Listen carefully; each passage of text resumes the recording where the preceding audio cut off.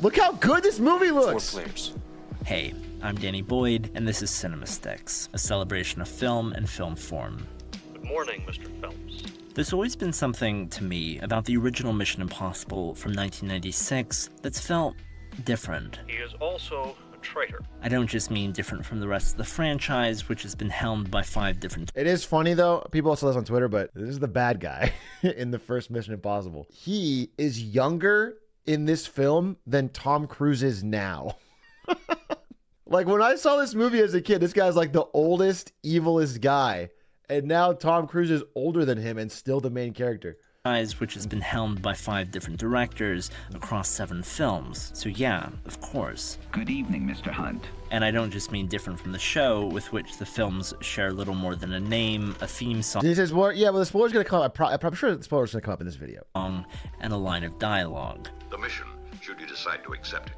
Different, rather, from anything I expect going into an American these are great action movie shots. generally. Maybe it's the fact that Brian De Palma directed it, years after Blowout and Scarface, I give you $400,000 more. that half its story I will say I've never seen Scarface. I feel like it's a big gap in my filmography. I feel like I have to see it eventually, but I've never seen it. I know like the fucking iconic lines or whatever. Say hello to my little friend. But I never seen it. credit goes to Steven Zalian, who wrote Schindler's List, with that half its script was penned by Robert Towne, who wrote Chinatown. Hello, Miss Sessions. I don't believe we've had the pleasure. That it was scored by Danny Elfman, or that despite a first foray into practical action set pieces, not a single bullet in Mission Impossible is fired by our lead, and virtually none by anyone else. Oh, that's a good scene. 0 body count. No shootouts, no fistfights. All of that, no doubt, plays a part. But more than anything else, what's always kept me coming back to this movie is the way it looks, how it's lit, the way it's shot. In other words, the deft hand of cinematographer and longtime De Palma collaborator, Stephen Burham. Have I seen 7 yet? No, I'm going All the to. signature De Palma Burham techniques are on show here. Long shots, extensive POVs, split screens, Oh yeah, the guy on the roof of the elevator. thematic color, Can I spoil that one too? Dutch angles. Basically, if Hitchcock used it, De Palma co-opted it. No, POV is not a Makes TikTok sense. reference. All the tension in Mission Impossible is built around moments of calculated, escalating suspense. Stripped down, it's essentially a murder mystery disguising itself Alright, as a I already fucking spoiled it, so I'm gonna talk about this. All right, so this part is so annoying to me. He's got a watch where he can see out of the glasses of his teammates. And then one of his teammates, that old guy, John Voight that I told you, is like, Ethan, I'm being shot. And then he's like, look. And then Ethan looks and it's this. But in this shot, it is so obvious that the person with the glasses is faking it. They're faking it. He's clearly pointing the gun at himself.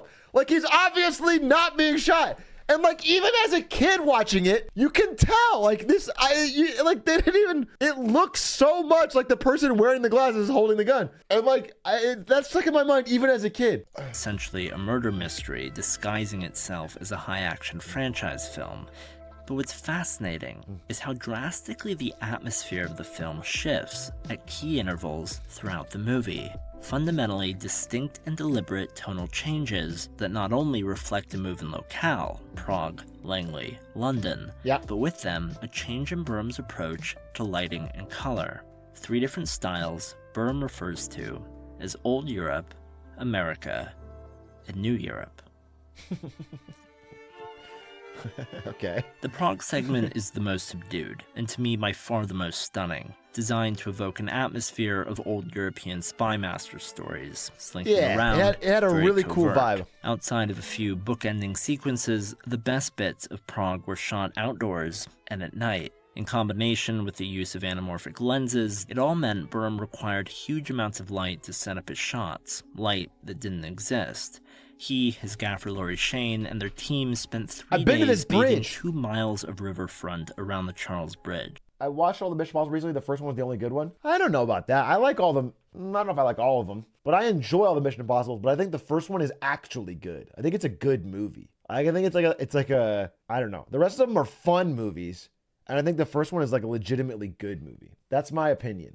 In hundreds of soft lights to get a look of something mysterious, at times verging on nightmarish, a bodily disconnect, and a graspless sensation of dread. As the team's mission disintegrates, and each agent is picked off one by an unseen assailant.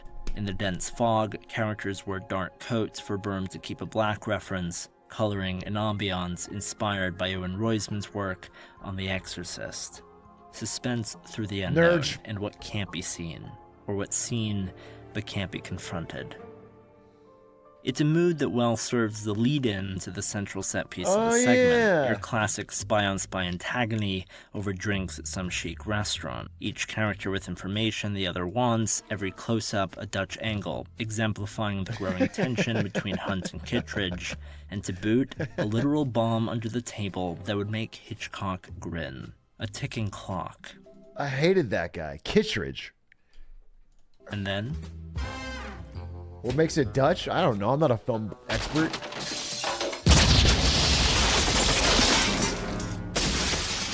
That's 16 tons of water and shattered glass, by the way. But true to form, that's Cruise doing it, making sure it looks real. I think it'd be cool if it was CGI. The Prague segment finishes... like, what if it was like, bear with me, right? But what if it was like, instead of him actually jumping out of the window, it's just him on a green screen, it's CGI water, and he like jumps on the door of the restaurant and like surfs out. And he's like, this surfing's not impossible, like The Mission. And he like flips around, and then I think that would be a cooler movie. I think that would make you feel more excited. And then he says, Cowabunga. Yeah, and it's a stunt double. It's like a stunt double that like is a little bit different than Tom Cruise, but like close enough that we don't care. Is back at base, Hunt moving from adrenaline, instinct, and shock into a hallucinatory, almost fever dream-like state, a 3 a.m. ephemerality, as he reels from the night's events and tries to make sense of what little information he has. As his mind imagines John Voight's wounded character crashing into the room, Byrne reintroduces canted angles, cueing us in that things aren't all what they seem. Then, when it's revealed that it's really Claire, we regain stability. And the two work into the morning to devise a plan. There's another half? Why is this 2 parts? I think that was good enough. I just want you to know that First Mission Impossible looks very good. It's like a good looking film, and it feels classy. I don't know what about it is. That movie feels, it's like a classy spy film, and the other ones feel like fun films.